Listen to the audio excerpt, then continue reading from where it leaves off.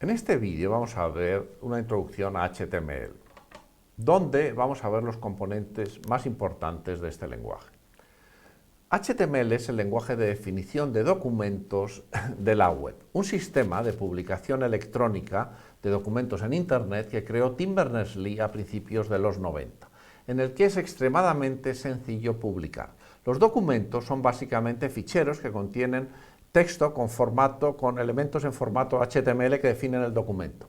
Si este fichero lo metemos en un directorio, que es el repositorio de recursos de un servidor que está en Internet, conectado a la red y accesible por los clientes, ese documento queda automáticamente disponible para que los clientes lo soliciten. Los clientes son los navegadores, Firefox, Safari, Chrome, Explorer, con los que nosotros navegamos por la red. A estos navegadores les pasamos la dirección de un documento, el URL, que es un elemento muy sencillito que manejamos mucho, pero que es tremendamente importante porque es una dirección unívoca de todo lo que existe en Internet. Todo fichero que hay en Internet tiene una dirección diferente. Por eso, en el momento que nosotros metemos ese URL en el cajetín de un navegador, el navegador sabe lo que hacer con él y para conseguir ese fichero, que es pedírselo al servidor donde está en una parte de su directorio de recursos, porque toda esa información está en el URL.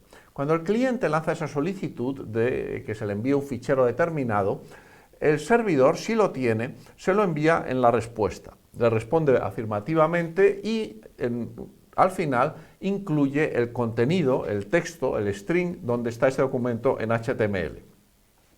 Cuando ese documento llega al cliente, el cliente lo muestra con ese formato tan bonito, porque es un documento que tiene definida su estructura en HTML y la forma en que lo debemos visualizar en CSS, que es un lenguaje muy potente que nos permite hacer esas páginas tan bonitas con esos efectos visuales tan atractivos. En los comienzos de Internet, HTML definía tanto la estructura del documento como la forma en que se visualizaba. Pero hoy en día esto ha evolucionado y HTML debe utilizarse solo para definir la estructura de los documentos y CSS para ver la forma en que queremos visualizarlos.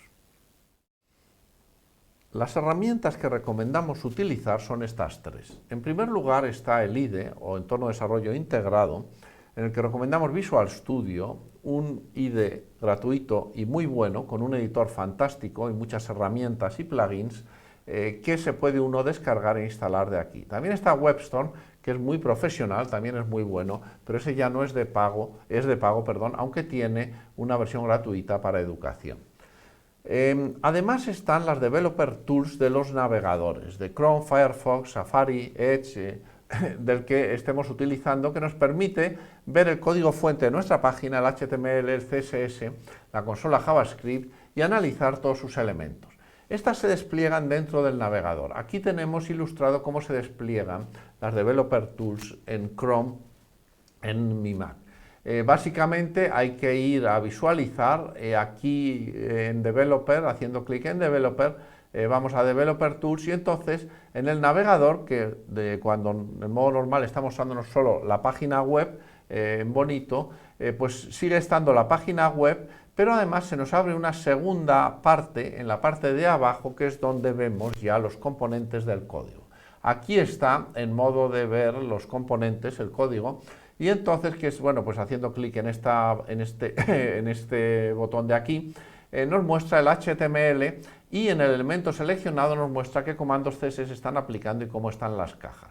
Son enormemente potentes y hay que familiarizarse con ellos porque es la única forma de depurar bien el código. Tienen muchos más elementos de depuración y de análisis y de control de lo que estamos haciendo que nos ayudan a entender lo que está pasando en Internet, porque lo que pasa en Internet es bastante complejo.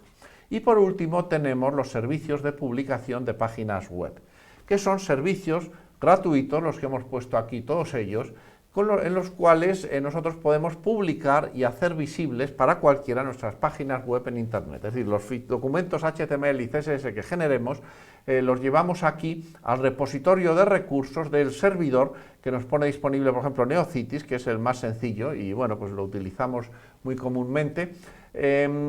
Simplemente llevando esos ficheros que contienen HTML, el CSS, las fotos o lo que sea, automáticamente todo eso pasa a estar publicado en Internet de forma accesible para cualquiera. Como es un directorio, pues simplemente haciendo un cut and paste del directorio de nuestro ordenador al directorio de ese servicio en el navegador, pues ya hemos publicado en Internet. Así de sencillo es publicar con lo que es pues, el servicio web. Streamable y GitHub Pages son un poco más complicados, sobre todo GitHub Pages, pero es mucho más profesional porque bueno, pues uno puede mantener pues las versiones de un documento utilizando Git. Veamos brevemente la historia de HTML. HTML, acrónimo de Hypertext Markup Language, es el nombre del lenguaje que Tim Berners-Lee creó para su sistema de publicación de documentos, denominado la web. Se basaba en SGML, un lenguaje que ya utilizaba la industria editorial, que Tim Berners-Lee simplificó mucho. Hizo un primer lenguaje de 18 marcas que definían tanto la estructura del documento como su aspecto visual. También desarrolló un primer navegador en ese momento para ese lenguaje tan sencillo. Pero la web, ese sistema de publicación de documentos, creó una ola tecnológica industrial tan brutal que llevó a que bueno, pues se crease el World Wide Web Consortium, el W3C, para ordenar el desarrollo de las normas y empezasen desarrollos acelerados de nuevos navegadores mucho más potentes. El primer navegador comercial fue Netscape Navigator en 94, un año después Microsoft Explorer, un año después Opera, y se entabla una enorme batalla por ver quién domina el mercado de la web y en concreto su elemento de acceso, que es el navegador. Esto llevó bueno, pues a un crecimiento muy desordenado, muy caótico, en que además HTML pues, no estaba muy bien diseñado desde el punto de vista ingenieril. Llevando a una fase HTML5 en la cual se vuelve a reordenar el web en torno a una nueva norma HTML5, para la cual aparecen nuevos navegadores mucho mejores y más eficientes que solamente permiten visualizar páginas con estas normas de aquí. Además, en el 96 aparece una propuesta en el W3C de los lenguajes de estilos en cascada, de CSS, para tener un lenguaje independiente de HTML que permitiese definir el aspecto visual de las páginas de forma independiente de la estructura del documento, proponiendo que ambas cosas se separen. Esta propuesta tiene mucho éxito y se va introduciendo poco a poco porque su introducción es relativamente difícil. También aparece otra propuesta un poco más tarde, en el 98, de XML, un lenguaje que desde el punto de vista ingenieril era muchísimo más riguroso y estaba mejor diseñado, que lleva a que se intente redefinir por parte del V3C HTML en torno a las normas de XHTML a partir del año 2000. Esta redefinición obligaba a hacer un esfuerzo enorme de rehacer servicios existentes y desarrollos existentes, lo que llevó a que gran parte de la industria se rebelase. Y en el 2004, un pequeño grupo aquí de empresas, que entonces eran muy pequeñas, mucho más pequeñas que ahora, Apple, Mozilla y Opera, se unen y crean el WCAG para crear una nueva norma, esta HTML5 que acabo de mencionar, a partir de HTML 4.0.1, que fue la última versión que se publicó de la norma de HTML antes de que arrancase el movimiento de XHTML.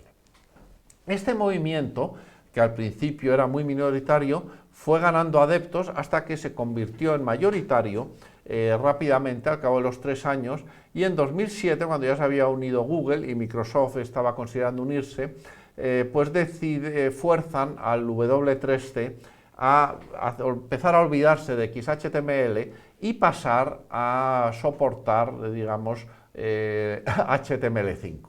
En este año, en el 2007, ya se publica de forma preliminar la primera norma de HTML5 y en el 2014 ya se publica la norma definitiva conjuntamente por el WCAG y el W3C, que ya a partir de entonces colaboran en el desarrollo de la norma de HTML5, que es la que se utiliza hoy día en Internet.